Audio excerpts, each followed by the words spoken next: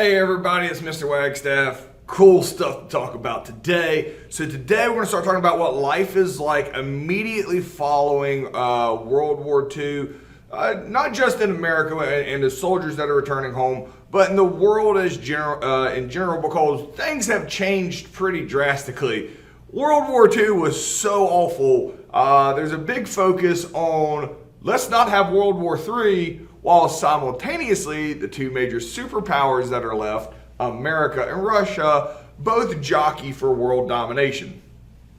Let's get started. So America ends the war in both the Pacific and in Europe.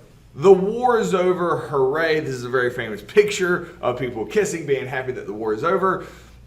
This picture itself has a wildly crazy story with it. There's a lot of statues made out of this picture, just showing everybody is happy that the war is over. These two people don't know each other.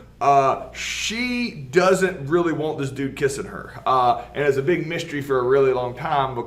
We have found out recently who she is. We don't know who he is. But people just assume these are two lovebirds that nobody found out who they were because it's just a nurse and a guy in uniform. She's actually waiting for her fiance. And this guy's like, woo, war's over. And he just grabs her and kisses her and then like walks away. And she's like, yeah, I'm never telling anybody about this. And then it makes the newspaper and everybody just assumes these are two lovebirds. And so they make statues and stuff of this. And now we know the whole story and we're like, this is more like an assault than anything else. So anyway. Very famous picture. The story has gotten creepy and dark as the years have gone on, and we realize that maybe we shouldn't have idolized this picture. Anyway, so soldiers returning back home. Keep in mind, when soldiers left, it was the Great Depression. That was what was taking place in the United States at the time, was the Great Depression, and there were no jobs. So when all the men went off to war and there's all these jobs in the factories, everything was great. Well, now those factories aren't making as many bombs. You have all these workers coming back into the workforce. How do you prevent having too few jobs? Well, what the United States government decides to do is they create this thing called the GI Bill of Rights. The GI Bill of Rights is designed to transition soldiers from wartime to peacetime. Is trying to do a lot of things to prevent just millions of soldiers going right back to the factories and there not being enough factory jobs. So the GI Bill of Rights provided a few resources for soldiers to get on their feet. Now, I wouldn't say back on their feet because they're young guys, to get on their feet and kind of do something different than factory work. The two biggest things that the GI Bill of Rights does after World War II is if you wanted to go buy a farm, start your own business or something like that, GI Bill of Rights will give you really good loans for that other people normally wouldn't be able to get. That, again, creating your own business creates jobs, farms, none of that. All that just helps the economy. That's not going back into the factory. Or it will just send an entire generation of men to college. It will pay for you to go to college. There were people that went to college, always has been. After World War II, America becomes one of the most educated countries on earth because we send an entire generation of men to college who otherwise would never have gone because they couldn't afford it. So the GI Bill of Rights does a few things to keep people from overwhelming the factory jobs and does a really good job of it. But America is a different place when you return because you have the ability to get loans for farms and stuff. Keep in mind, when they left, it was the Great Depression. They come back, Great Depression is over. There's all these new avenues open to them. A lot of people took advantage of the ability to be able to go to college and have that paid for, something that was not an option before. Another big thing that's starting to happen here in society is really the civil rights movement. Now, Rosa Parks, Martin Luther King Jr., they're all about 10 years away at this point. But CORE, this guy, James Farmer, creates a Congress of Racial Equality almost immediately after World War II. After the Tuskegee Airmen, all the other groups that gained rights and were able to prove that racism is stupid in World War II, fighting against Hitler, who was, racial supremacy. And we're like, that's stupid. All races are the same. And then America gets back and we try to, as a country, segregate black people into second-class citizens. And James Farmer comes out, creates the Congress of Racial Equality and says, no, we're not doing that. We fought for freedom. Where's our freedom? And really, this beginning of the civil rights movement is going to really start at the end of World War II, because black people are like, we're not going back to second-class citizens. We've moved past that in World War II. We've proven that racism is wrong, and you acknowledge that. We're moving past that. So the civil rights movement is also starting to pick up steam here right after World War II with the return back to America. So the question here is, explain some of the changes that Americans encountered when soldiers returned home after World War II. So some of the things that were different here in America that we just got done talking about that was not taking place prior to World War II. So pause me, answer that completely. We're moving on. So internment camps, this happened during World War II. There's not a good time to pop it in there in World War II without really going off on the stuff on the home front. So this is important to reference. And I pointed out when we talked about the Purple Heart Battalion with the Japanese Americans that went into Italy, how badly they were treated. I had mentioned they were put in internment camps, and I showed a picture. I want to talk a little bit more about it because it's crazy. All right. So when we go to war with Japan, there's a lot of Japanese Americans that were born in America. They're called Nisei. That they're never been to Japan. They just happen to live in America. And there's a larger population of Japanese Americans on the West Coast than the East Coast, since they would have immigrated on the West Coast. But there's just this racist fear that Japanese people were spies. There's zero evidence of that at any point in the war that there were American Japanese spies. But because there was fear of this, the United States government basically gave in to the Americans' fear that there were these Japanese spies and rounded them all up and put them in internment camps, basically like minimum security prisons for the duration of the war.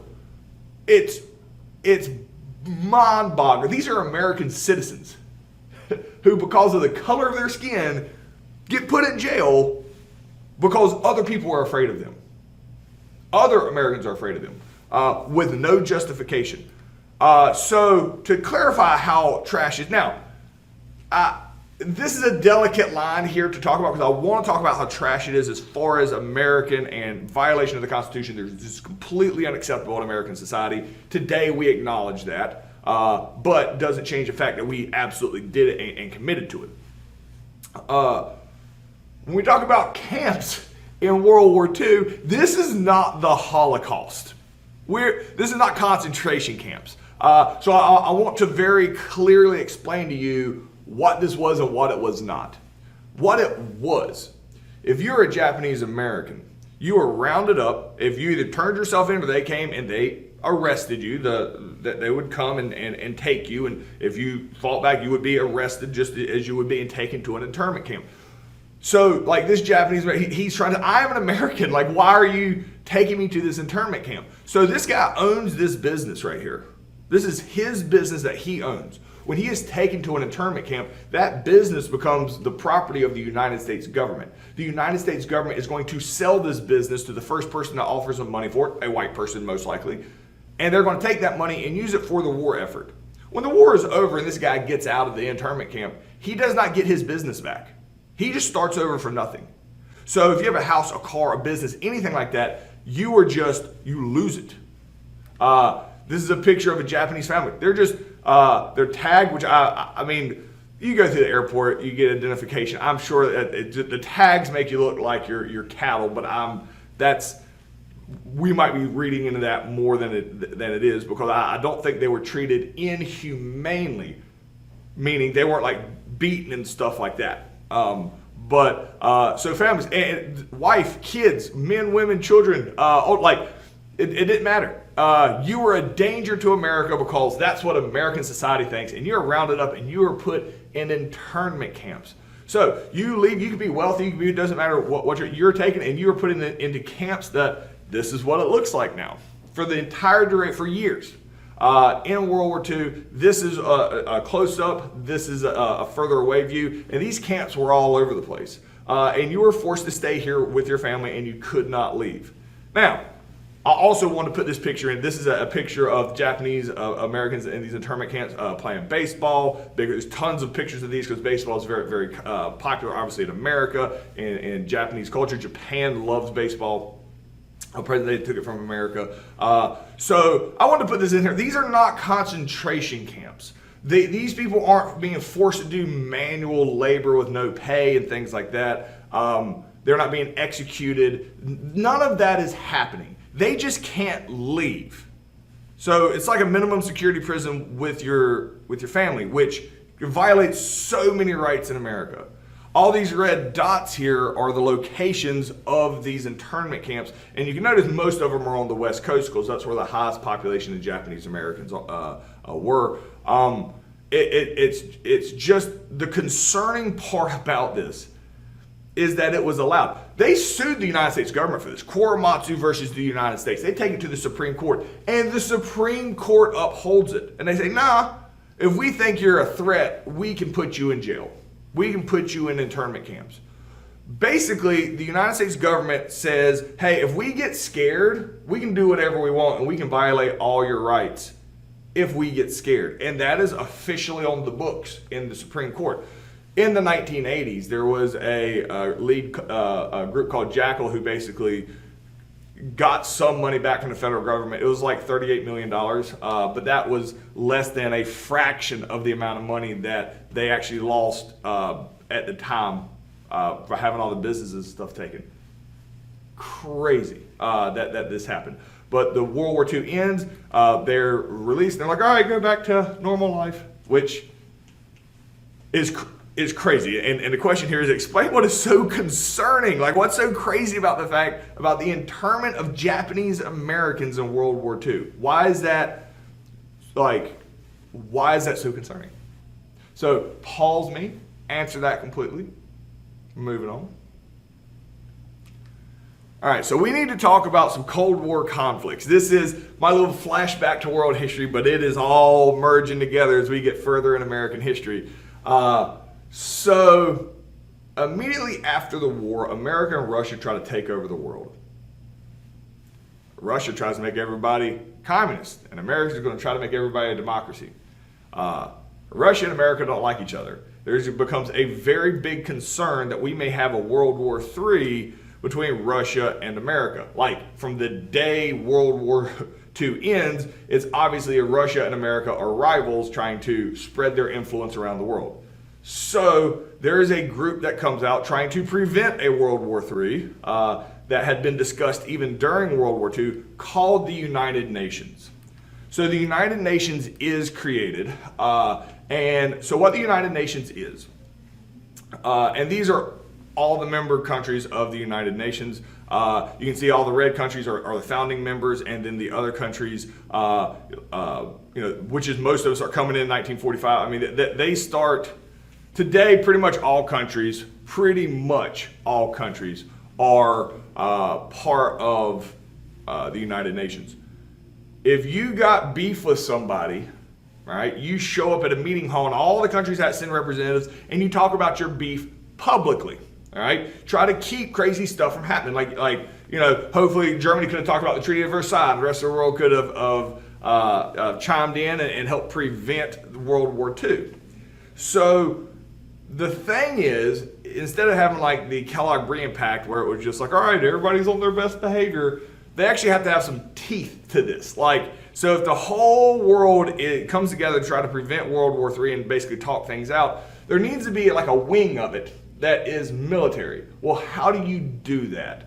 So there is a group called the UN Security Council. This is the military aspect of UN. The UN does a whole bunch of stuff that doesn't deal with the military. They also have a little part that does deal with the military. Since America has the largest military on earth, we talk a lot more about the military aspect of the UN than the other non-military aspects and the diplomatic aspects. Even though they're also important, we talk a lot about the military aspect of the UN. So here's how the UN works, and the UN Security Council. there's members here in the UN Security Council, which is a subset of just the United Nations itself. There's going to be 5 countries here, all right? If one country acts crazy, and these 5 countries that are the permanent Security Council members, if they vote to declare war on the country that's acting crazy, the entire world declares war on that one country, all right? So the UN Security Council has 5 permanent members. This is supposed to prevent World War III because the whole world can team up on one country very quickly and stop it from getting out of hand. That is the goal here. However, these 5 countries are going to have a ton of power in basically dictating wars for here on. So it's very touchy on who you pick as these 5 countries. So these 5 black boxes, these are going to be the 5 countries that, and these are the same ones today that make up the UN Security Council. These 5 countries, if they all 5 agree to declare war on a country, not only do these 5 superpowers declare war on a country, the entire world does as well. So, not surprisingly, America is one of the 5, all right? England and France, because they just get to come in and be buddies with America. France always gets these high positions and they can't ever win anything. Anyway, England and France, they also join in. So United States, England, and France are always going to agree on stuff. They generally are. Russia, all right, they get one. So this is where it's important and why this is good for world peace. United States and Russia, already big time rivals. United States and Russia are never going to agree on something.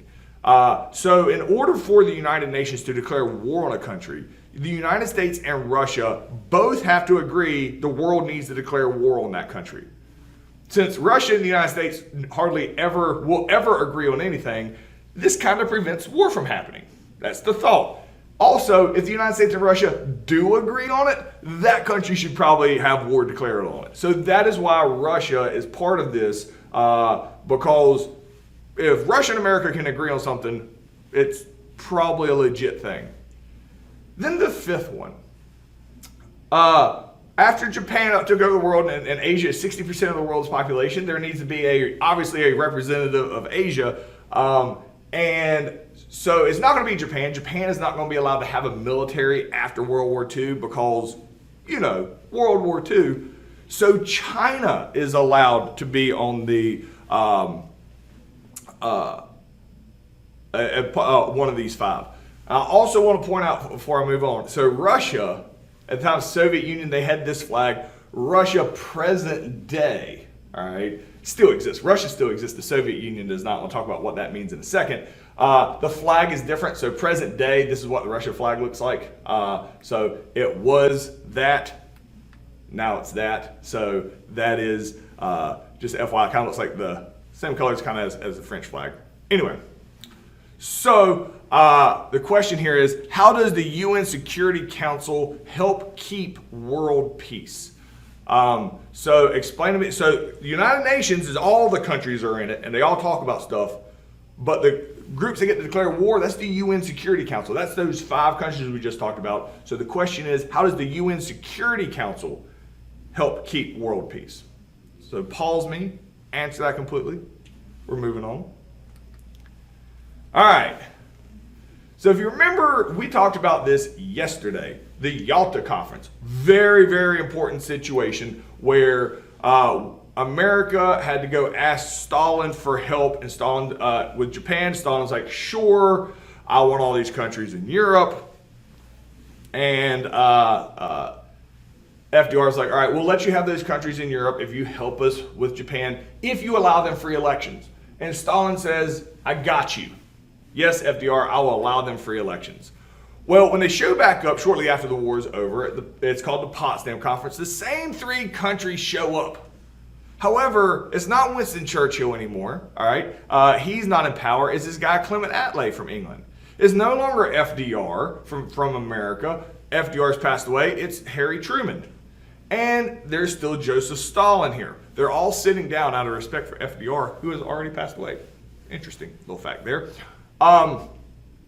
So when Truman's like trying to, finalize some stuff on how things are going to happen here in Europe after World War II, He mentions to Stalin, all right, so you promised that these countries that you take over, they could have free elections, they can decide if they want to be communist or not.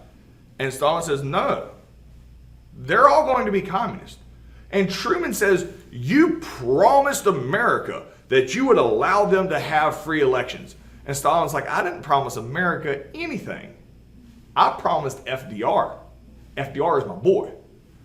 FDR is dead. I don't think I should have to honor that anymore, and I'm not. So Stalin, he just straight up tells you to your face, we're going to make them all be communists, and there's really nothing that you can do about it. This is really the last meeting we're going to have with Russia because this is like super disrespectful in our minds that he is doing this. This is a power grab. This is the last time we're going to really get together and have a meeting. From here on, we are just straight up rivals trying to be world dominators in our own right here. But the Potsdam Conference, Stalin blatantly just says, I'm going to make all these countries I take over communist. Stalin might actually believe that he made the promise to FDR because he thinks of things in dictator fashion because he's the dictator, and not like that FDR is just representing a country and a bigger ideal. But the question here is, why does Stalin feel he doesn't have to honor the promises he made at Yalta Conference when the same three countries meet again at Potsdam? So pause me, answer that completely. We're moving on. So it's basically game on now. There's a lot of tension between Russia and America now. The tension lasts like 50 years until the 1990s. The tension where it really feels like at any given moment, World War III could happen, and it could be between Russia and America. And since they're both on the UN Security Council, the United Nations would be worthless if America and Russia got into war because they're both there and they would both, obviously, they're not going to vote to declare war on themselves. So it gets a real touchy situation real quick as Russia starts being aggressive and growing their territory. So there is terms that we will use here, Russia and the Soviet Union. I want to be very clear here on what the difference in Russia and the Soviet Union is.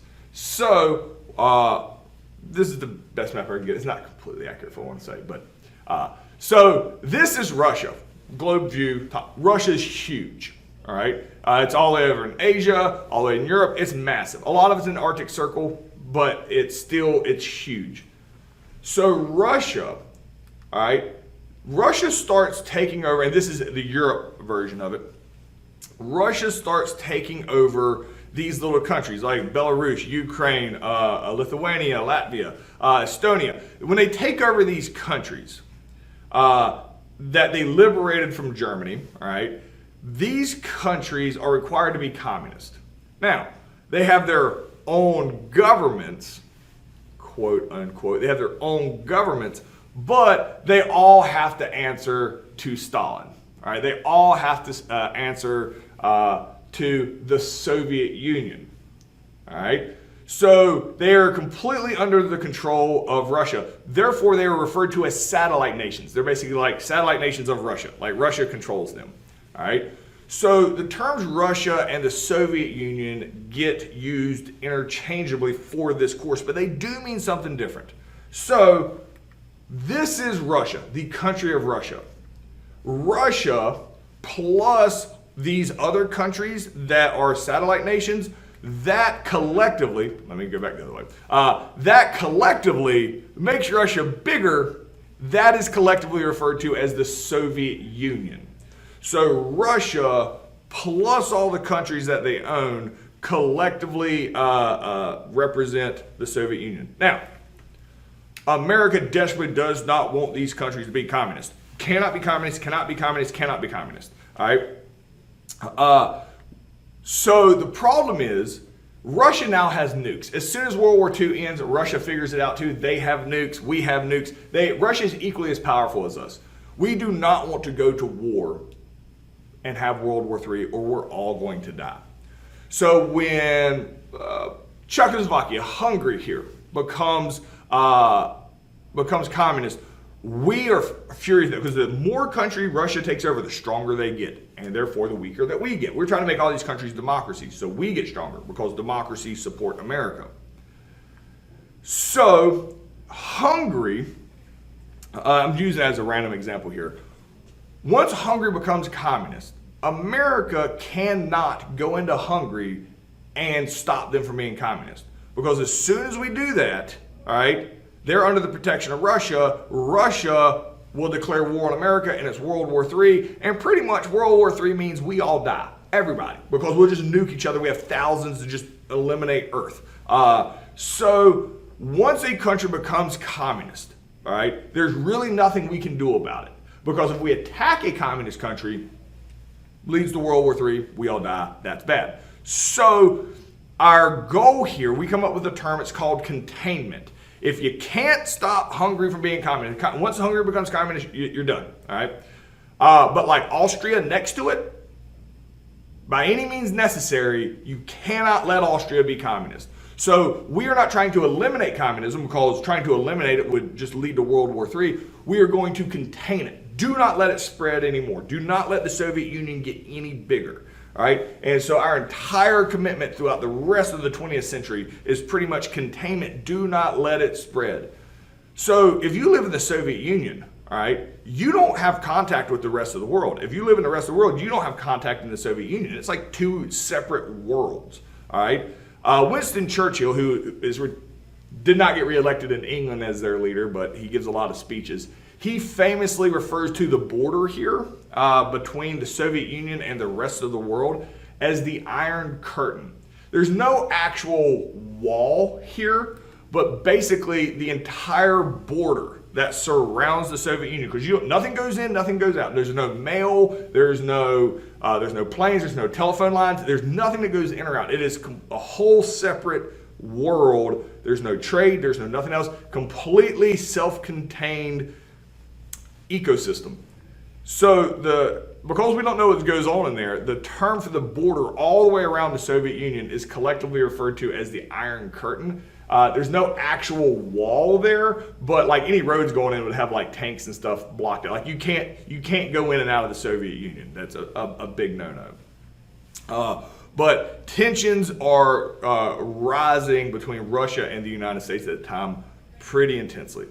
So the question here is, explain why America takes a stance of containment and not a stance of communist elimination on countries that become Soviet Union satellite nations. So pause me, answer that completely. See you guys tomorrow.